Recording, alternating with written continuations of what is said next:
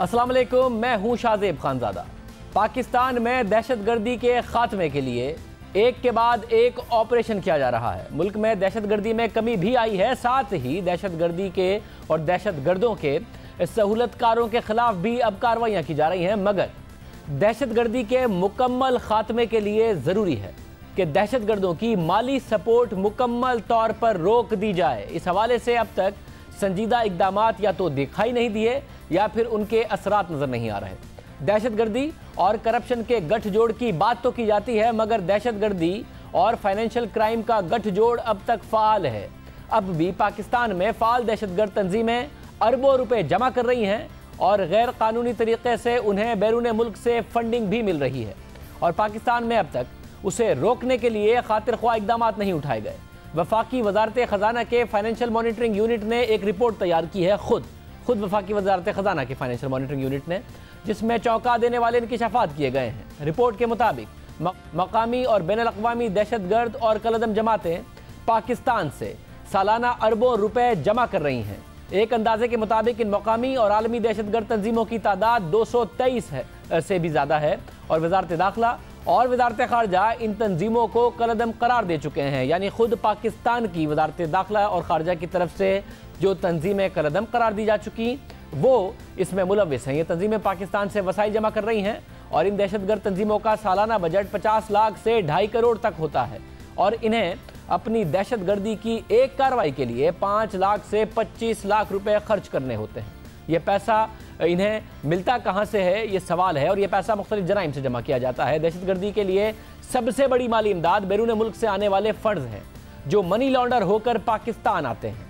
इसके अलावा दहशतगर्द मंशियात की स्मगलिंग, अगवा बराए तावान, भत्ता, गाड़ियों की चोरी, हवाला, हुंडी और नेटो के सामान की फरोख्त से भी पैसा जमा कर रहे हैं। यानी जो किडनैपिंग होती है, जो अगवा बराए तावान होता है या फिर गाड़ियाँ उठा ली जाती हैं, उनमें से बहुत ज़्यादा दहशतगर्दों के अपने फंडिंग के लिए इस्तेमाल किया जाता है। इन जराइम का खात्मा तो मुमकिन है और इस हवाले से कानून नाफिज करने वाले इदारे भी सरगर्म हैं, मगर मनी लॉन्ड्रिंग एक संजीदा मसला है। रिपोर्ट में तस्लीम किया गया है कि पाकिस्तान में मनी लॉन्ड्रिंग और दहशतगर्दों की माली मुआवनत रोकने के लिए अब तक खातिर ख्वाह इकदामात नहीं उठाए जा सके और इस रिपोर्ट के मुताबिक पाकिस्तान में मनी लॉन्ड्रिंग और टेररिज्म फाइनेंसिंग यानी दहशतगर्दी की फाइनेंसिंग का खतरा बहुत ज़्यादा है।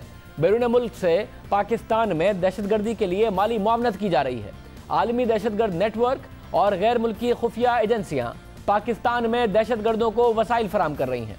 रिपोर्ट में सिफारिश की गई है कि बैरून मुल्क से दहशतगर्दों की फंडिंग रोकने के लिए आलमी सतह पर सिफारती कोशिश करने की ज़रूरत है।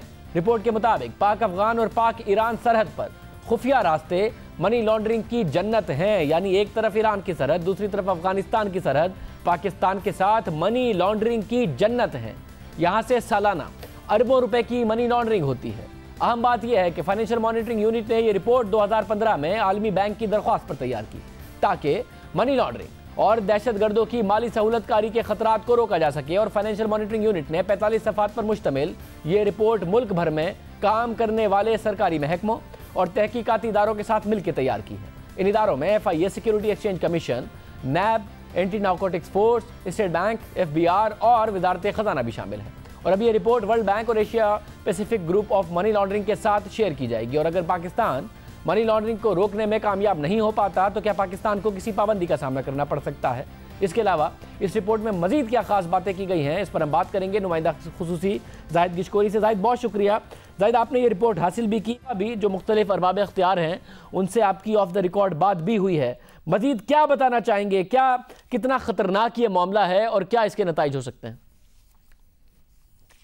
शाहजेब, इस रिपोर्ट में पाकिस्तान के हवाले से बहुत सारे ऐसी पेचीदगियों का जिक्र किया गया है कि पाकिस्तान को किन किन शोबों में जो टेरर फाइनेंसिंग हो रही है, मनी लॉन्ड्रिंग मुल्क में हो रही है, उनको रोकने के लिए कितने बड़े चैलेंजेस का सामना है। इस रिपोर्ट में पहली दफ़ा ऐसा इंकशाफ किया गया है कि पाकिस्तान एक प्रॉक्सी बन चुका है मनी लॉन्ड्रिंग के लिए और टेरर फाइनेंसिंग के लिए। जब से ये गल्फ़ कंट्रीज़ में वहाँ पर सिचुएशन ख़राब हुई है, वहाँ से मनी लॉन्डर होके पाकिस्तान में जो कालादम तंजीमें हैं, चाहे वो नेशनल लेवल की हैं या इंटरनेशनल लेवल की, वहाँ से उनको सपोर्ट हासिल है और इस ज़रिए से पाकिस्तान में दहशतगर्दी फैल रही है। इसके अलावा इस रिपोर्ट में ये भी बताया गया है कि पाकिस्तान से मनी लॉन्ड्रिंग कैसे होती है ईरान के बॉर्डर से, अफ़गानिस्तान के बॉर्डर से, और पाकिस्तान इसको कंट्रोल करने की कोशिश कर रहा है, लेकिन पाकिस्तान के पास इतने ज़राए नहीं हैं, उसके पास मैन पावर नहीं है, उनके इदारे इतने ज़्यादा मजबूत नहीं हैं कि इस सारे प्रोसेस को रोक सकें। और ये पहली ऐसी रिपोर्ट है जो 2009 के बाद आई है, और पाकिस्तान ने ख़ुद ये रिपोर्ट तैयार की है मुख्तलिफ रेगुलेटर्स को इंगेज करके। आपको मैं ये बताना चाहूँगा कि जो फाइनेंशियल टास्क फोर्स एक इंटरनेशनल वाइट डॉग बॉडी है, उसने पाकिस्तान को 2012 में अपनी 2009 की रिपोर्ट की बेस पे ब्लैक लिस्ट कर दिया था। तो पाकिस्तान ने 2 साल में इम्प्रूव किया था इस पोजीशन को, लेकिन आज भी पाकिस्तान इराक जैसे ममालिक के साथ खड़ा है। वो कोशिश ज़रूर कर रहा है, लेकिन उसने कोई इम्प्रूव नहीं किया है। इसके अलावा इस रिपोर्ट में ये पहली दफ़ा बताया गया है कि पाकिस्तान ने लेजिस्लेशन की है टेरर फाइनेंसिंग को रोकने के लिए। नेशनल एक्शन प्लान के बारे में भी बताया गया है कि पाकिस्तान ने 800 से ज़्यादा केसेस फाइल किए हैं जो टेरर फाइनेंसिंग के हवाले से थे। इसके अलावा कारादम तंजीमों के लोगों को 5000 के करीब उनको स्केड्यूल 4 पे रखा, उनके सारे अकाउंट्स बंद कर दिए। इसके अलावा इस रिपोर्ट में ये भी बताया गया है कि फेडरल इन्वेस्टिगेशन एजेंसी ने तकरीबन 256 केसेस मनी लॉन्ड्रिंग और टेरर फाइनेंसिंग के अंडर फाइल किए। उसमें ये हैरान कुन तौर पर बताया गया है कि सिर्फ एक केस है जिसमें कोर्ट में उसका फैसला हुआ है। सिर्फ एक केस है जिसका फैसला हुआ है। बहुत शुक्रिया ज़ैद गिशकोरी इस हवाले से तफसीलात बता रहे थे। पाकिस्तान बैरून मुल्क छुपाए गए पैसों की तफसीलात जानने के लिए तो संजीदा इकदाम कर रहा है, मगर मनी लॉन्ड्रिंग के हवाले से कोशिशों में अब तक मजीद संजीदगी दिखाने की ज़रूरत है। बैरून मुल्क से पैसों की मुंतकली के हवाले से कल अहम पेशरफ्त हुई। पाकिस्तान और स्विट्ज़रलैंड में दोहरे टैक्सों से बचाव के नजरसानी शुदा मुआहदा तय पा गया, जिसके तहत स्विट्ज़रलैंड में 81 खरब रुपए के अकाउंट्स खुफिया नहीं रहेंगे। दोनों ममालिक के दरमियान मुख्तलिफ शोबों में ताउन बिलखुसूस टैक्स उमूर से मुताल्लिक मालूमात के तबादले की नई राहें खुलेंगी और इससे टैक्स मकासद के लिए बैंक मालूमात तक रसाई मिलेगी। ये मुआहदा अगले साल 1 जुलाई से पाकिस्तान में नाफिजुल अमल हो जाएगा। गुज़िश्ता दिनों वफाकी वज़ीर ख़जाना इसहाक़ डार ने पार्लियामेंट में भी इस मुआहदे की अहमियत के बारे में बताया। अब स्विट्ज़रलैंड में टैक्स से बचने के लिए छुपाए गए पैसे की मालूमात पाकिस्तानी हुकाम तक पहुँच जाएंगी। अच्छी कोशिश है, मगर ये सवाल अभी बाकी है कि ये पैसे वतन वापसी कैसे आएंगे और इस बात का कितना इम्कान है कि यह पैसा अभी भी स्विस बैंकों में ही होगा। क्या हुकूमत इस पैसे का सुराग लगाकर इसे वापस ले आएगी? यहाँ सवाल ये भी है कि हुकूमत दुबई भेजे गए अरबों रुपए के मामले में तो संजीदगी दिखाती नजर नहीं आई।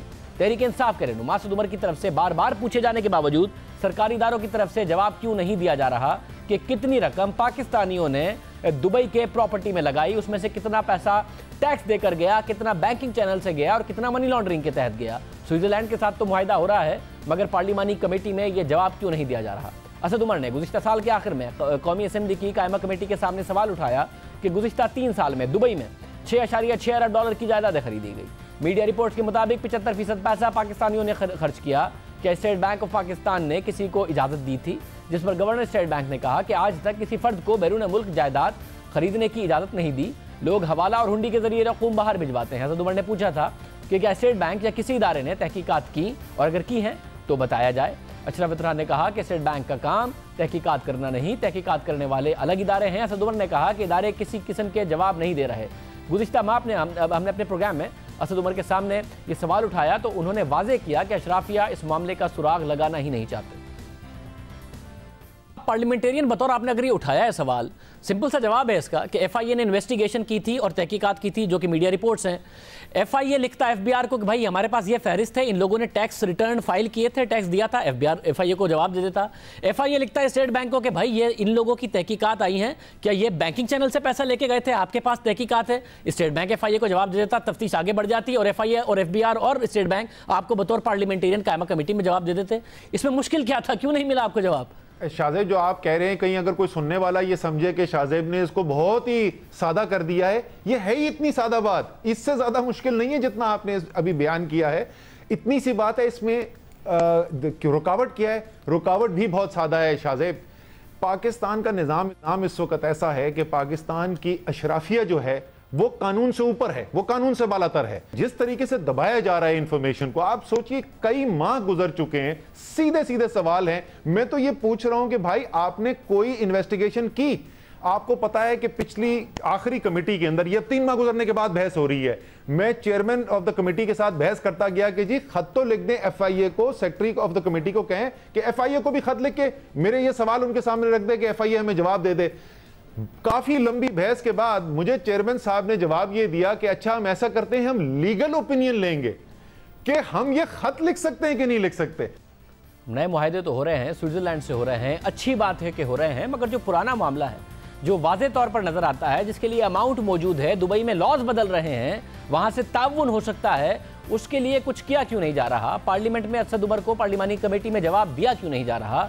सारे इदारे आपस में कोऑर्डिनेशन कर क्यों नहीं रहे? दुबई में पाकिस्तानियों की अरबों रुपए की सरमायाकारी हो रही है, मगर हुकूमती इदारे बेखबर हैं। दुबई हुक्काम के मुताबिक 2014 से 2016 के दौरान 2.5 सालों में पाकिस्तानियों ने दुबई में 18 अरब दिरहम से जायद सरमायाकारी की। ये रकम पाकिस्तानी 512 अरब रुपए के बराबर है। ये सरमायाकारी कैसे की गई, पैसा कैसे बाहर गया, इस हवाले से मुकम्मल खामोशी है।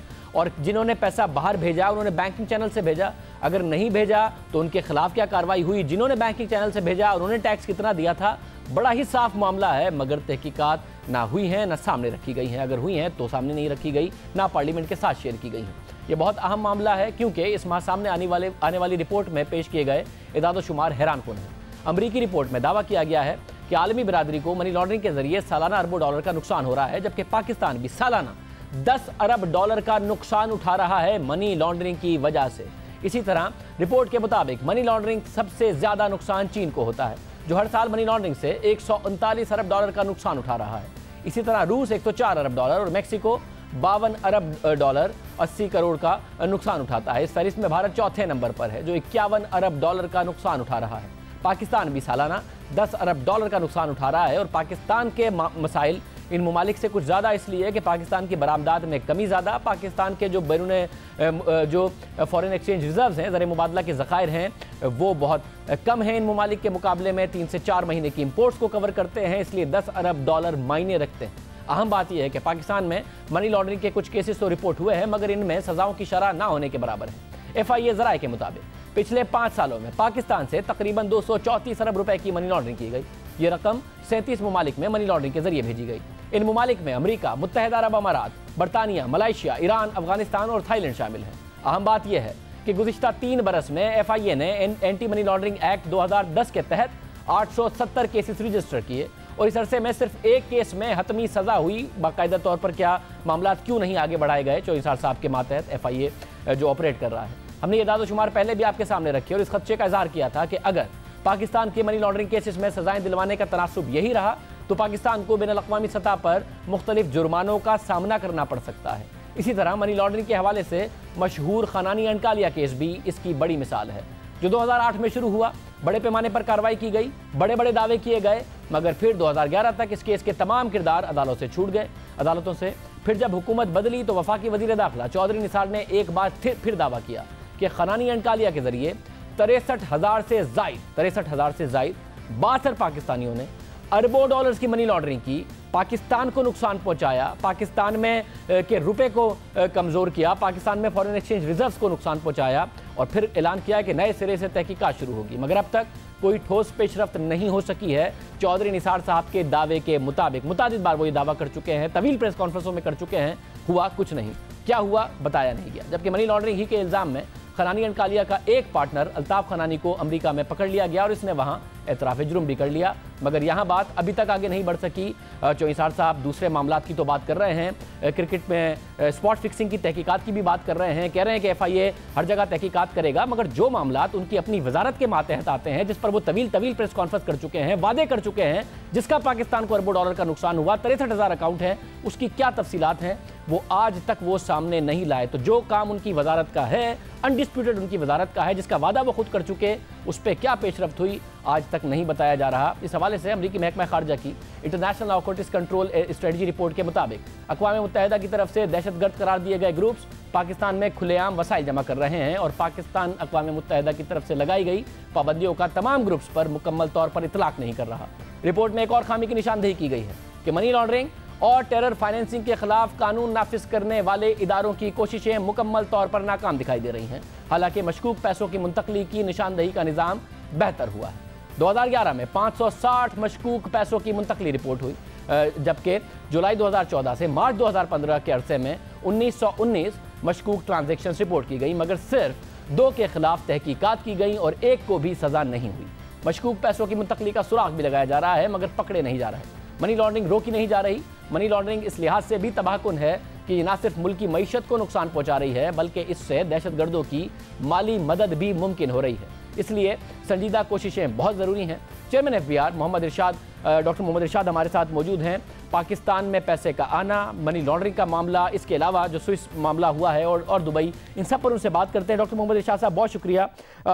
हमें बताइएगा कि ज़ाहिर है जो स्विट्ज़रलैंड से मामला तय पाए हैं, एक अच्छी खबर है, मगर इससे पहले ये बताएं कि आपको आज से पहले बहुत सारे मामला सामने आते रहे हैं। क्या मुख्तलिफ इदारों ने आपके साथ ये शेयर किया है कि जी कितने लोग हैं, उन्होंने पैसा दिया नहीं दिया, टैक्स दिया नहीं दिया, किस तरीके से ये मामला गए? इन इदारों ने आपको फहरिस्त दी है और जो स्विट्ज़रलैंड में पैसा है इसकी भी फहरिस्त आप मुरत्तिब कर पाएंगे, आगे मामला बढ़ा पाएंगे? बेसिकली हमारे मुल्क में ना एक मनी लॉन्ड्रिंग के लिए और इस तरह बेनामी मूवमेंट पैसों के लिए ना कोई लीगल फ्रेमवर्क पहले नहीं था। अब इस गवर्नमेंट ने एक बेनामी लॉ भी पास किया और इन्हीं मनी लॉन्ड्रिंग भी पास किया और वो दोनों FBI ने उनको इम्प्लीमेंट करना है। और आपने देखा कि जो भी जहां हमारे पैसे जा सकते हैं, जिस तरह कल हमारा स्विट्जरलैंड के साथ हुआ है एक डबल टैक्सेशन एग्रीमेंट, ये वो जगह थी जिन्होंने कभी पाकिस्तान को एक्सेस नहीं दिया था और हमेशा ये बातें हो रही थी कि शायद हमारे पैसे उधर जा रहे हैं। तो ये एक बहुत बड़ी ब्रेक थ्रू हुई। इसके अलावा जो बाकी इंटरनेशनल हमारे एग्रीमेंट्स है, जिस तरह मल्टीलैटरल एग्रीमेंट हमारा हुआ है OECD के साथ, तो एक फ्री एक्सचेंज ऑफ इंफॉर्मेशन अब शुरू होने वाला है। तो जो पैसा बाहर किया है, देखे बगैर वेरिफिकेशन के उस पैसे को टैक्स तो नहीं किया जा सकता, लेकिन हमने इन सब पे काम शुरू किया है इंशाल्लाह। और जो ही ये रेटिफाई हो जाएंगे तो ये सारे पैसे हम वापस लेने में हमें फिर कोई दुश्वारी नहीं है। और जो वेरिफिकेशन का मामला है उसमें दूसरे इदारे भी आते हैं, तो वो बात आगे बढ़े, वेरीफाई हो और टैक्स किया जाए, पाकिस्तान में पैसा वापस आए। मगर ये जो स्विट्जरलैंड का मामला है, ज़ाहिर है अभी इन्फॉर्मेशन डिस्क्लोज हो गई, अगर कोई पैसे अपने मूव कर दे स्विट्जरलैंड से कहीं और जगह, तो आपके मुआहदे के तहत वो बैंक्स पाबंद होंगे कि आपको बताएं कि इतना पैसा इस शख्स का जो पाकिस्तान के पासपोर्ट से पाकिस्तान से ताल्लुक रखता है हमारे बैंक में था, अब उसने ट्रांसफर किया है, यहां चला गया, ताकि आप उसको ट्रेस करें, देखें उसने लॉन्डर किया था या हक हलाल का था, टैक्स दिया था नहीं दिया था, और अब मामला आगे बढ़ाएं। इसके पाबंद होंगे वो बैंक्स? बिल्कुल, हमें हर वो इंफॉर्मेशन जिसको हम टैक्स कर सकते हैं, हम जब चाहेंगे वो हमारे साथ शेयर करेंगे और हम भी उनके साथ शेयर करेंगे। और अगर कोई पैसा बाहर ले गया तो उसका एक ट्रैक तो उधर मौजूद होगा। और अब दुनिया में, इधर से पाकिस्तान में, सारी दुनिया में एक एनवायरनमेंट चेंज हो रहा है, तो बाहर पैसे ले जाना रखना अब शायद बड़ा मुश्किल होगा। एनवायरनमेंट चेंज हो रहा है और ज़ाहिर दुबई के भी कुछ लॉज में तब्दीली आई है, वो भी बैनुल अक़वामी कवानीन की पासदारी की बात कर रहे हैं। और एक इन्फॉर्मेशन है, बाहर के पाकिस्तानियों ने कोई $6.6 अरब इन्वेस्ट किया दुबई की प्रॉपर्टी मार्केट में, पाकिस्तान से लेके गए। ये अभी तक क्यों नहीं पता चला? ये लॉन्डर करके लेके गए, बैंकिंग चैनल से लेके गए, टैक्स दिया था नहीं दिया था। असद उमर साहब पार्लिमानी कमेटी में मांग के थक गए, उसका जवाब नहीं दिया गया। नए मुआहदे तो हो रहे हैं, स्विट्जरलैंड से हो रहे हैं, उसकी तहकीकात होगी, बात आगे बढ़ेगी। जो बात है सामने, जिसके बारे में आया था कि मुख्तलिफ इदारे तहकीकात कर रहे हैं, तो FIA ने, स्टेट बैंक ने, दूसरे इदारों ने FBR को बताया, किसी ने किसी को बताया, क्योंकि पार्लिमानी कमेटी में किसी ने कुछ नहीं बताया। हमने कोशिश बड़ी की है, पता नहीं किस एजेंसी के पास, हमारे साथ अभी तक किसी ने शेयर उसको किया नहीं है। और एक साथ आपको पता है दुबई तो ये इंफॉर्मेशन शेयर नहीं करता, हम उसी को भी, आपको पता है दुबई भी अपने लॉस को चेंज कर रहा है और हम भी कोशिश में लगे हुए हैं कि उनके साथ एक नया एग्रीमेंट कर ले और ये इंफॉर्मेशन हम उनसे ले ले और बहुत जल्द इंशाल्लाह हम उनके साथ एक एग्रीमेंट करने वाले हैं। अगर उधर किसी की प्रॉपर्टी है, प्रॉपर्टी तो कहीं नहीं ले जा सकता, या तो बेचेगा तो हम पैसों को ट्रैक करेंगे। अब जो इस गवर्नमेंट ने इस साल डेढ़ में जितने मेजर लिए हैं, अब पैसा पाकिस्तानी का बाहर रखना कुछ देर बाद जब ये सारे रेटिफाई हो जाएंगे इंशाल्लाह ये मुमकिन नहीं होगा और ये सारा हम वापस लेंगे, टैक्स भी लेंगे, जुर्माना भी लेंगे और एडिशनल टैक्स भी लेंगे।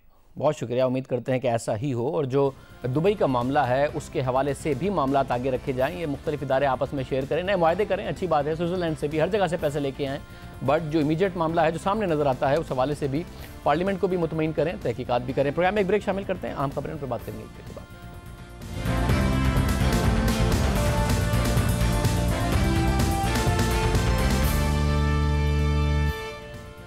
लंदन में गाड़ी सवार और हमलावर ने चाकू से हमला करके एक खातून समेत 2 अफराद को हलाक और मुतादिद को जख्मी कर दिया है।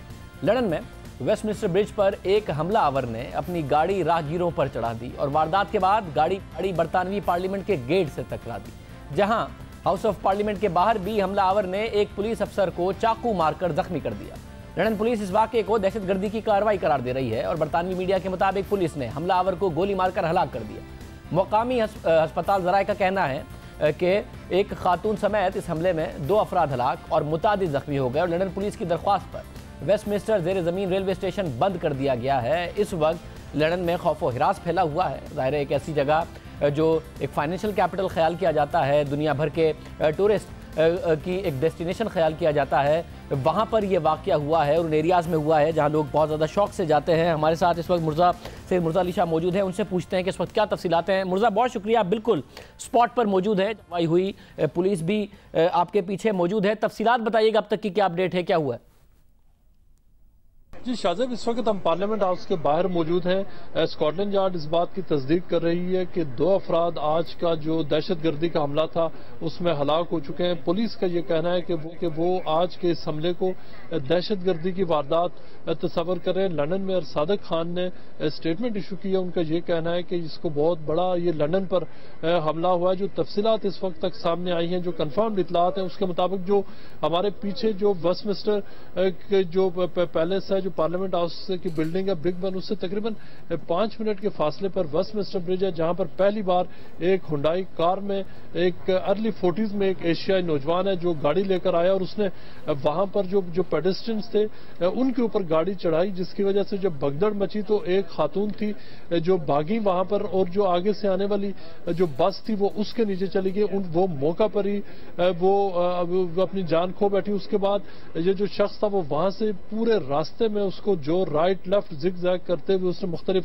लोगों पर गाड़ी चढ़ाई, जो पेडेस्ट्रियंस को खास तौर पर टारगेट किया और वहां जो मुख्तलिफ लोगों के ऊपर वो टकरे मारने के बाद जब ये जो पार्लियामेंट हाउस की बिल्डिंग है तकरीबन 6-7 मिनट के बाद जब वो वहां पर पहुंचा तो उस वक्त उसने एक बार फिर पूरे जोर के साथ उसको रेस देकर जो पेडेस्ट्रियंस थे उन पर चढ़ाने की कोशिश की, लेकिन उसकी गाड़ी जाकर जो रेलिंग्स थी वो सिक्योरिटी रेलिंग्स है वहां पर टकराई। उसके मुकम्मल तौर पर उसका जो फ्रंट विंडो थी वो स्मैश हो गई, वो बाहर निकला और जो वहां पर आज जो 3 मुख्तलिफ आई विटनेसेस हैं जिन्होंने जियो न्यूज से बात की, जो मुख्तलिफ जो औकात पर वहां पर मौजूद थे, उनमें से जो मेन विटनेस है उसका ये कहना था कि उसने इस शख्स को बाहर आते हुए देखा और उसने निकलने के फौरन बाद जो वहां जो सिक्योरिटी गेट पर पुलिस ऑफिसर था उसको छुरा मारा।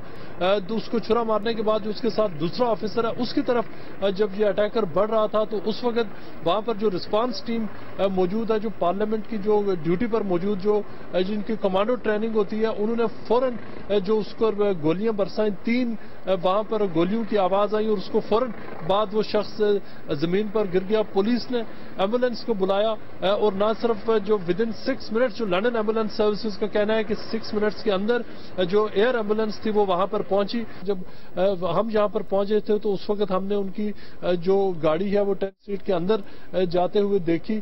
10 डाउनिंग स्ट्रीट का ये कहना है कि प्राइम मिनिस्टर थेरेसा मे बिल्कुल खैरियत से है, लेकिन जो बाकी जितने भी हाउस ऑफ लॉर्ड्स और जो मेंबर ऑफ पार्लियामेंटेरियंस हैं, हाउस ऑफ कॉमन्स के जो लोग हैं, तकरीबन 450 से ज्यादा लोग हैं, वो पार्लियामेंट के अंदर इस वक्त तक। पुलिस को खतरा यह है कि जो पार्लियामेंट को जो हमारे पीछे जो पैलेस ऑफ वेस्टमिंस्टर है कि उसके अंदर कोई ऐसा कोई शख्स मौजूद ना हो कि जो दोबारा ऐसा वाकया पेश है। पुलिस किसी भी किस्म का इस स्टेज पर रिस्क नहीं लेना चाहती, वो इस बात को यकीनी बनाना चाह रहे हैं कि मजीद कैजुअलिटीज ना हो। लेकिन जो यहाँ पर जो लंदन एम्बुलेंस सर्विसेज है और जो काउंटर टेरर यूनिट्स है वो सारे हाई अलर्ट पे हैं। ये पूरा जो एरिया आपको हमारे पीछे नजर आ रहा है, जो 10 डाउनिंग स्ट्रीट का एरिया है, जो पैलेस ऑफ वेस्टमिंस्टर है, उसको मुकम्मल तौर पर खाली करा दिया गया। पूरा जो एरिया है ये पुलिस के इस वक्त कब्जे में है और इस बात को यकीनी बनाया जा रहा है कि कोई भी शख्स यहाँ से अंदर न जा सके। लेकिन उसके अंदर दफातर में जो मुख्तलिफ लोग हैं उनको तकरीबन पिछले आधे घंटे से उनको इजाजत दे दी गई है कि वो यहाँ से निकल निकल कर घरों को जाएं। यहाँ जो लंदन अंडरग्राउंड का सिस्टम है, जो खासतौर पर वेस्टमिंस्टर स्टेशन है, उसको बंद कर दिया। लंदन का पूरा अंडरग्राउंड सिस्टम मुतासर हुआ है। बहुत शुक्रिया सैयद मुर्तज़ा अली शाह, तफसील से बता रहे थे कि हुआ कैसे वाक़या और अब इस वक्त क्या सिचुएशन है। अभी पुलिस कह रही है कि ये दहशतगर्दी का वाक़या है, तफसीलात मजीद आएंगी क्योंकि जो दहशतगर्द था उसे मार दिया गया है। प्रोग्राम एक ब्रेक शामिल करते हैं, उसके बाद मजीद अहम खबरों पर बात करेंगे।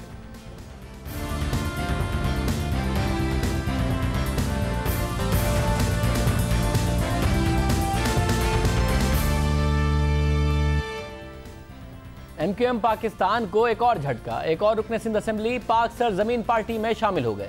सिंध असेंबली के हल्का PS 97 से MQM के रुकन शेख अब्दुल्ला ने मुस्तफ़ा कमाल से नाता जोड़ दिया। UMQM छोड़कर PSP से जुड़ने वाले अरकान सिंध असेंबली की तादाद 6 हो चुकी है और MNA आसिफ हसनैन भी PSP का हिस्सा बन चुके हैं। पाकिस्तान तहरीक इंसाफ के MPA हफीजुद्दीन भी मुस्तफ़ा कमाल को ज्वाइन कर चुके हैं और आज शेख अब्दुल्ला ने भी MQM पाकिस्तान का साथ छोड़ दिया। मुस्तफ़ा कमाल के साथ प्रेस कॉन्फ्रेंस करते हुए शेख अब्दुल्ला ने कहा कि मुल्क गद्दार नहीं बनना चाहता, अपने सर से बोझ उतार फेंका है। पाकिस्तान तोड़ने की बातें करने वालों के साथ हमदर्दी नहीं की जा सकती।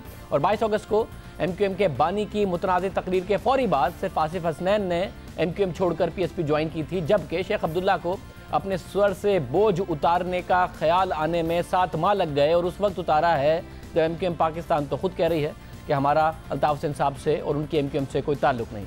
पाक सरजमीन पार्टी के सरबराह मुस्तफ़ा कमाल ने आज फिर ये बात दोहराई कि उनके पास बहुत बड़ी तादाद में लोग आ रहे हैं, शेख अब्दुल्ला आखिरी नहीं। शेख अब्दुल्ला ने भी कहा कि उनके अरकान सिंध असेंबली से राब्ते हैं जो पार्टी छोड़ना चाहते हैं।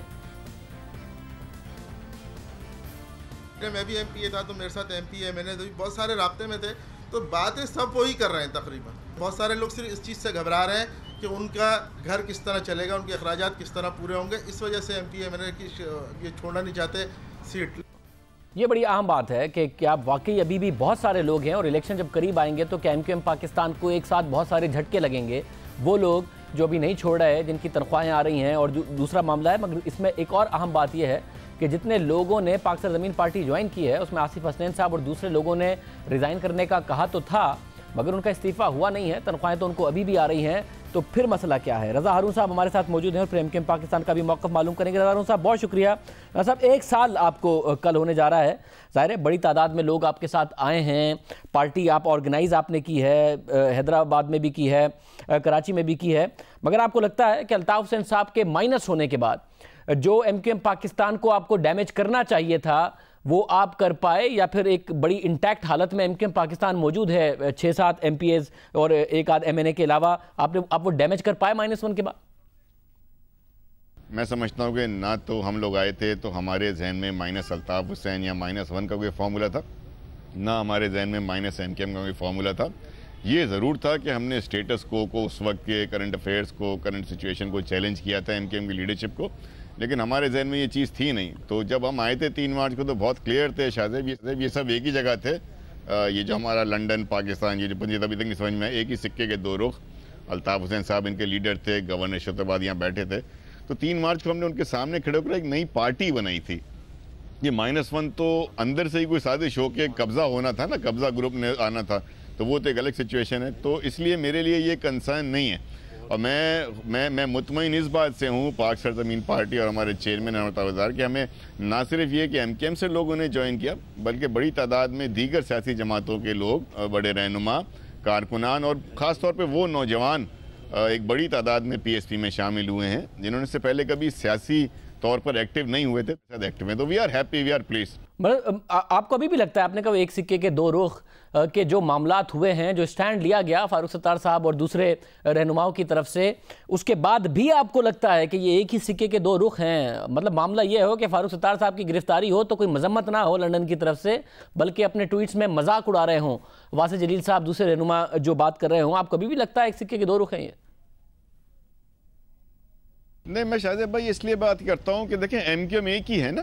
MQM जो एक है वो अल्ताफ हुसैन साहब की है, इसमें कोई कंफ्यूजन मेरे जहन में नहीं है। You may disagree with me, वो आपका एक राइट है। इसीलिए मैं इनको एक ही सिक्के के 2 रुख कहता हूँ कि इस MQM को चाहे P कह लें, L कह लें, H कह लें, जो कहना चाहें आप कह लें, एमकेएम एक एंटिटी है और वो अल्ताफ हुसैन साहब की है, इसलिए इसके जितने भी रुख होंगे, जितने भी फैक्शंस होंगे, वो अल्ताफ हुसैन साहब उसके बानी और कायद ही रहेंगे, ये बात दुरुस्त है। मुझे साथ ही बताइएगा, मुस्तफ़ा कमाल साहब का ये मौक़िफ़ रहा कि जितने एमकेएम पाकिस्तान वो कह रहे थे कबूल है, अगर ये लोग हैं इन्होंने अल्ताफ हुसैन के नाम पर वोट लिया है, मुस्ताफ़ी हों उसके बाद दोबारा इलेक्टेड हों तो ठीक है, हम मान लेंगे कि इनके पास मैंडेट मौजूद है, मगर आपके पास जो लोग गए हैं उनमें से क्यों नहीं हुए हैं ये इस्तीफ़े? आसिफ हसनैन साहब का इस्तीफ़ा होना था, हमने लास्ट टाइम भी सवाल उठाया था, उन्होंने अपना इस्तीफ़ा भेजा, कोई टेक्निकल एरर था, फिर वापस नहीं भेजा। इसके अलावा दूसरे रहनुमाओं के पाकिस्तान तहरीक इंसाफ के हफीज़ुद्दीन साहब आए, उनका इस्तीफ़ा, ये इस्तीफ़े हुए क्यों नहीं हैं? ये भी तो सारे अल्ताफ हुसैन के नाम पर इलेक्टेड है, आपकी अगर पॉलिसी है तो इनके इस्तीफ़े क्यों नहीं एग्जीक्यूट करा रहे? नहीं, हमने अपने तमाम लोगों के इस्तीफ़े भेज दिए और अगर कोई टेक्निकल एरर है तो ये हम उसको दोबारा मैं जाके उसको नोट करूंगा और देखूंगा, लेकिन जहाँ तक मेरी मालूमात है हमारे सारे इस्तीफ़े गए हैं और ख़ुसूसी तौर पे आप देखें ना 4 तो बाई इलेक्शन हो चुके हैं, तो हमारी तरफ से कन्फ्यूजन कोई नहीं है पॉलिसी वाइज। अब कोई टेक्निकल इशू टेक्निकली डील करेंगे, बात करेंगे स्पीकर साहब से। बहुत शुक्रिया। ज़ारून साहब कह रहे थे कि हम जाके देखेंगे, अगर कोई टेक्निकल मामलात हैं, हमारी पॉलिसी इस मामले में क्लियर है कि सबको इस्तीफ़ा देना है। अब जब बात कही जा रही है, ज़ाहिर इलेक्शन जब आहिस्ता आहिस्ता करीब आएगा तो क्या एमकेएम पाकिस्तान के लिए ख़तरात बहरहाल मौजूद हैं? एमकेएम लंदन अगर किसी ऑल्टरनेट कैंडिडेट को सपोर्ट करती है उस सूरत में, और जब इलेक्शन करीब आते हैं तो ये जो रोज़ी रोटी का मामला है, तनख्वाहें एमपीएस एमएनएस को मिलती हैं, ये ख़तरा उनके सर पर नहीं होगा तो एमकेएम पाकिस्तान को मज़ीद डैमेज हो सकता है, पाक सरज़मीन पार्टी कर सकती है। हमारे साथ फौज एजाज़ हुसैन साहब मौजूद हैं। फौज साहब बहुत शुक्रिया। सब एक और एमपीए हो गए मुस्तफ़ा कमाल साहब के।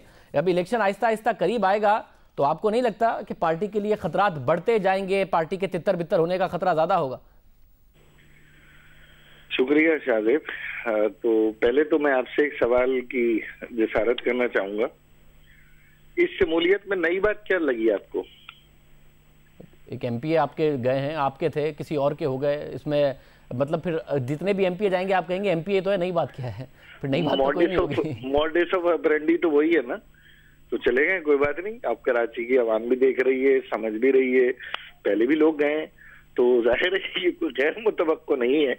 अब्दुल्ला भाई, मैं ज्यादा इसलिए नहीं करूंगा कि मेरे बड़े अच्छे मरासिम हैं, बड़े अच्छे पार्लियामेंटेरियन, बड़े सीनियर, और इंशाअल्लाह आएंगे बढ़ेंगे। सरों की तादाद बढ़ने से के सौदे होने का कोई ताल्लुक नहीं है, ये बड़ा क्लियर मैं आपसे कह रहा हूँ। सर जितने बढ़ा लें से बढ़ा लें, लेकिन ये जरूर है कि 23 को एक जेन्युइन चीज है। ये अभी जो रहनुमा फरमा रहे थे रजा हारून साहब, तो वो नहीं समझ आएगी, वो जेन्युइन चीज थी। आप मतलब सिर्फ एक सवाल, अगर वो जेन्युइन है तो आपके मरासिम भी अच्छे हैं इनसे जो छोड़ के गए हैं, और आप कह रहे हैं कि पार्लियामेंटेरियन भी अच्छे हैं, तो ये क्यों नहीं कन्विंस हुए कि जो कुछ है वो जेन्युइन है? इनका ये आप पर भी अदम एतमाद हुआ ना 22-23 अगस्त के बाद जो आपकी पॉलिसी है उस पर, कि आपका एक एमपीए फिर भी चला गया छोड़ के। देखिए, गुजारिश ये है, 1 साल से ये मुल्क से बाहर थे और जाहिर है कि इनके खदशात थे, उस खदशात के तहत ये मुल्क से बाहर थे, और यकीनन हम इतनी जिम्मेदारी नहीं उठा पा रहे थे कि हम इन्हें कहते कि आइए और तशरीफ लाइए। तो पिछले हफ्ते तक तो मेरी गुफ्तगू रही है और आइंदा भी रहेगी, ये भी मैं आपको बड़ा क्लियर ऑन एयर बता रहा हूँ, और बाकी तमाम बच्चों से भी रहती है जो भी इस वक्त वहां गए हैं। आप सबको मुश्किलात में डाल रहे हैं बातें करके, मगर हमें शायद बड़ी जिम्मेदारी से बात कर रहे हैं ना, तो आपसे झूठ क्या बोलना है? झूठ की तो सियासत हमने दफन कर दी है, तो जेन्युइन सियासत करनी है, जेन्युइन बात करनी है। कराची के लोग समझते हैं, अब्दुल्ला भाई का मैं खुशी इस बात की है, वो अपने घर वालों ऐसा क्या बोझ था जो आप इनका नहीं उठा पा रहे थे? एग्जैक्टली क्या ऐसी बात थी कि जो आप नहीं उठा पा रहे थे? कोई गारंटी थी जो नहीं, क्या था?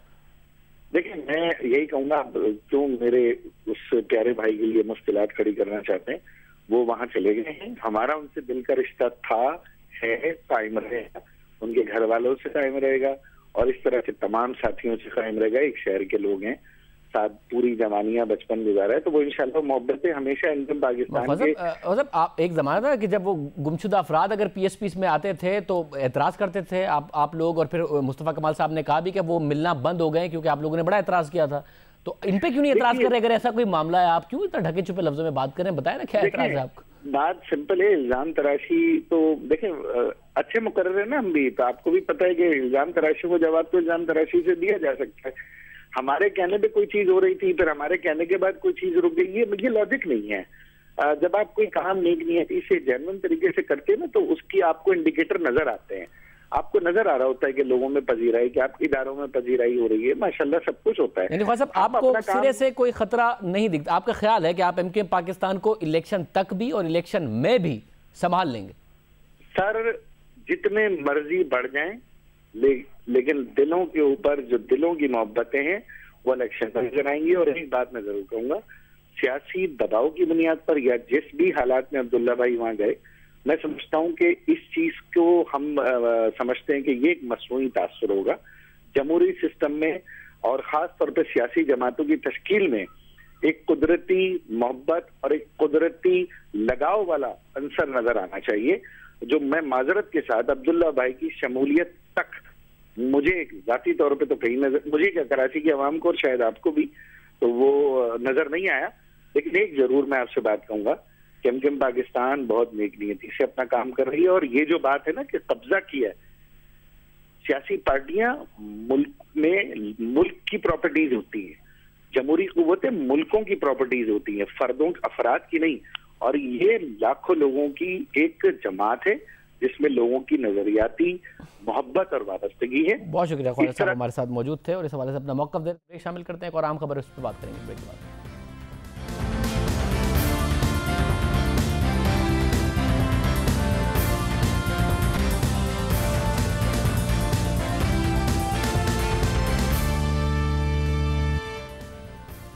स्पॉट फिक्सिंग की तहकीकात कौन करेगा? पीसीबी या एफआईए? दोनों करेंगे, मिलकर करेंगे या एक दूसरे के आमने सामने होंगे? जो रिपोर्ट आएगी वो अलग होगी या एक जैसी होगी? और किसकी सही तस्वुर की जाएगी? ये सवालात रोज़ाना इंटेंस होते जा रहे हैं। आज भी चौंसार साहब ने मीडिया से गुफ्तगू की और बताया कि एफआईए को किसी से इजाज़त की ज़रूरत नहीं। उन्होंने कहा कि एफआईए बुकीज़ के पीछे भी जाएगी और मुलविस खिलाड़ियों को भी अंजाम तक पहुँचाएगी। मैं ये खबरें सुन रहा हूं कि एफआईए और पीसीबी में ठन गई। मैंने वाज़ेह तौर पे हदायत दी है पीसीबी को भी और एफआईए को भी कि वो मिल के काम करें। जो इख्तियारात एफआईए के पास हैं वो पीसीबी के पास नहीं है, जो पीसीबी के पास हैं वो एफआईए के पास, मगर ऑब्जेक्टिव एक है। ये फजूल सिलसिला बंद होना चाहिए। वो बंद तब होगा जब एक बिल्कुल हम ज़मीन तंग करेंगे ऐसे लोगों के लिए जिनको कौम ने इज्जत दी और फिर वो तज़ीक का बायस बन रहे हैं। एक तो एफआईए इसकी मुकम्मल तफ्तीश करेगी। एफआईए को किसी इदारे, किसी ऑर्गेनाइजेशन से लिखने की या दरख्वास्त देने की ज़रूरत नहीं है। मिर्ज़ा साहब का ये बयान गुज़िश्ता रोज़ चेयरमैन पीएसएल नजम सेठी के जियो न्यूज़ के प्रोग्राम आपस की बात में कही गई इस बात के बाद आया है, जहाँ नजम सेठी ने कहा था कि एफआईए बुकीज़ के पीछे जाए, उन्हें पकड़े, लेकिन ये मामला क्रिकेट डिसिप्लिन का है। एक है वायलेशन ऑफ पीसीबी रूल्स जिसके ऊपर एफआईए की कोई से नहीं है। वो हमारे रूल्स हैं, वो आईसीसी के साथ उसकी ताल्लुक है और वो हमने ही इम्प्लीमेंट करने हैं। एफआईए की रिट उन रूल्स पे नहीं है। एफआईए की रिट है क्राइम के ऊपर। अगर कोई क्राइम कमिट हुई है उसमें हमारी रिट नहीं है, एफआईए की रिट है। साथ ही नजम सेठी ने यह भी कहा था कि जहां कोई जुर्म होगा वहां एफआईए काम करे। बड़ा अहम है, बहुत अहम है कि ये कोई दो इदारों की टर्फ वॉर ना बन जाए और दोनों की प्रेस कॉन्फ्रेंस के नतीजे में इंटरनेशनल मीडिया में कोई अलग अलग किस्म की हेडलाइंस ना बन रही हों और पाकिस्तान में कि जी एक इदारा ये कह रहा है, दूसरा इदारा ये कह रहा है, सज़ा ये दी जा रही है। बड़ा अहम है कि ये कोऑर्डिनेशन में काम हो जाए। जो पीसीबी का काम है वो कर ले, जो एफआईए को कानून इजाज़त देता है और कानूनी इख्तियारात इजाज़त देते हैं वो काम वो कर ले, मगर इसकी तहकीकात भी हो और मंतकी अंजाम तक भी पहुँचे। एक हसास मामला है पाकिस्तान के लिए और पाकिस्तान के क्रिकेट के लिए। आज के प्रोग्राम में इतना ही। आपसे कल के प्रोग्राम में मुलाकात होगी। अल्लाह हाफ़िज़।